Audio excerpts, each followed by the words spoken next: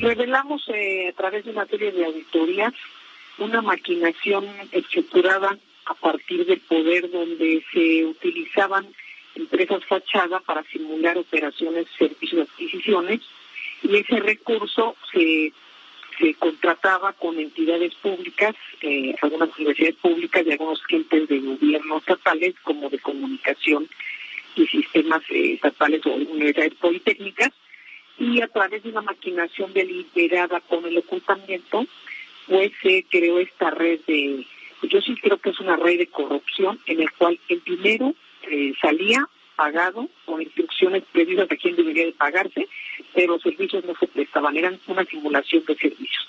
Es un desvío de dinero de más de 5,000 millones de pesos, pero la Auditoría Superior de la Federación, cuando en su momento hizo la auditoría forense, tú estabas ahí al frente, Muna, Dora Buchain, no sabían o no saben a dónde fue a dar ese dinero.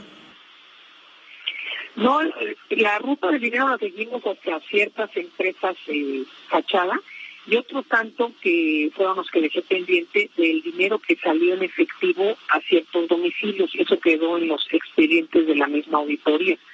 Pero por supuesto que el dinero salió como llegaba, salía inmediatamente para ser repartido, y había una vinculación bastante inusual entre los proveedores. La televisora del Hermosillo, por ejemplo, contrataba a los mismos proveedores que contrató la Universidad Politécnica de Quintana Roo o el Sistema Quintana Roo. Si uno se preguntaría qué hacía la televisora de Hermosillo, que se dedicaría a esto, a cuestiones de comunicación social en su caso, contratando proveedores que no se conocían, al igual que la Politécnica o también la Universidad Autónoma, no la Autónoma, la de Hidalgo, que también durante 2 años tuvo estos temas, y de ahí también muchos de los que participaron dieron su testimonio de cómo fueron obligados a firmar los contratos, a simular las contrataciones, a dar los sellos, cómo los citaban y cómo les daban los entregables. Es decir, obligaban a los rectores de las universidades, y estos a su vez, y a otros medios de comunicación, y estos a su vez hacían contrataciones con empresas fantasma para desaparecer el dinero, para no dejar huella. Bueno, más bien a los rectores no los obligaban, porque los rectores ya están bastante grandecitos y eran autónomos en cuanto a su poder, y representaban un poder. Ellos de alguna manera utilizaban a la estructura de abajo, por eso en alguna ocasión comentaba en mis pláticas, y cuando yo también doy clases de auditoría forense, las investigaciones se realizan de abajo arriba, para saber cómo está el involucramiento, las capacidades que hay y cómo se genera esta red de corrupción. Entonces, obviamente las personas que estaban sometidas por necesidad o porque no su empleo, les decían, paga en esto, atiende a esto, hay que hacer un cheque, una transferencia para esto, es lo que nos dijeron, pero jamás tuvieron ninguna instrucción o ninguna negociación con los proveedores, ni los conocían ni sabían de qué era. Muna, Dora, ¿es cierto que había unas oficinas en Polanco contratadas específicamente, como reveló algún periódico, para falsificar facturas, a crear facturas fantasma y justificar los desvíos? Nosotros de las que supimos únicamente eran unas que estaban en Anzures, no recuerdo en este momento, en la calle Pepe, me agarras fuera de la oficina. Y otra en la calle de Tennyson, me parece. Esa no la tengo yo en mi radar. Quizás son ahí donde depositaban o hacían los depósitos o las entregas de recursos grandiosos en efectivo, pero sí hubo una en la colonia Anzures donde muchos de ellos alegaron que eran citados para que les fueran entregados los papeles, y que de acuerdo a lo que les estábamos pidiendo, ellos se los harían llegar, porque empezó a haber una serie, vamos a decir, de protestas por parte de las universidades, que está mal llamar universidades como tal, porque la universidad es un ente donde hay alumnos y toda una generación de educación, ¿no? Sino la persona que estaba al frente de la universidad con la persona que él decidía hacer ese tipo de negociación, y es con la que hacían todas estas cuestiones. Recibían las facturas, pagaban, y a cambio no había nada, era una simulación absoluta. Esto apunta a... Tú dices que en su momento la Auditoría Superior de la Federación, tú ya no estás ahí, ya no eres la auditora forense de la ASF, pero tú dices, empezamos a investigar de abajo hacia arriba. ¿Qué tan arriba? Porque ya vamos en Rosario Robles. ¿Qué tan arriba? Bueno, ¿Más arriba? Nosotros hasta donde pudimos llegar fue hasta allá, porque en los últimos meses, cuando fue el sismo, tengo muy claro el sismo en septiembre 19, nosotros ya estábamos por concluir otra serie de importantes auditorías que no se pudieron concluir, porque con ese pretexto empezaron a ocultar información de parte de entonces era Sedato, y nos decían que por el sismo estaba todo cerrado y que no se podía dar nada.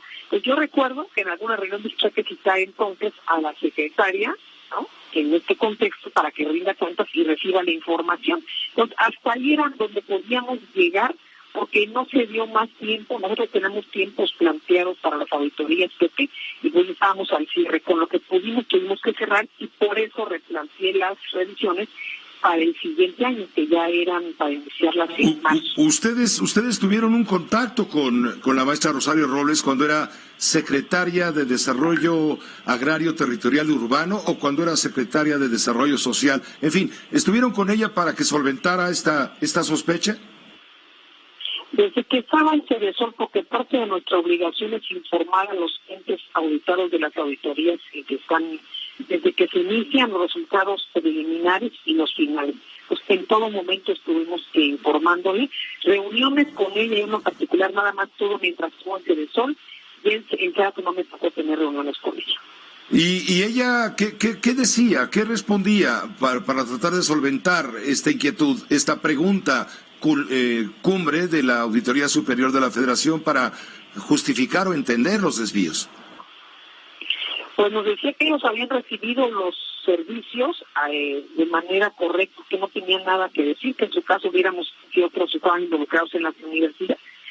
Cuando le hacíamos ver que no solamente era eso, sino que el recurso asignado, que era millonario, ahorita me viene a la mente, por ejemplo, lo de 2013, que fue lo que empezamos a auditar, donde se pagó un dineral para conciertos, ¿no? Un concierto de rock con no sé quién, alguien que es desconocido, millonario, que tenían que aplicar una bolsa de frijol. Y uno decía, bueno, ¿y eso cómo puede aportar a la pobreza haciéndolo sin el auditorio, en lugar de que ese se ejerciera para otro lado?